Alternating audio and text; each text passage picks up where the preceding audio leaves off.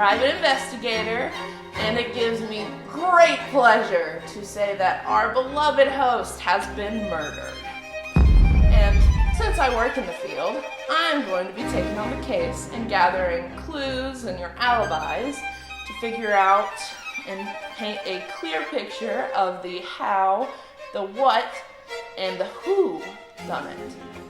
And until the case is solved, you guys are all gonna be stuck in the house.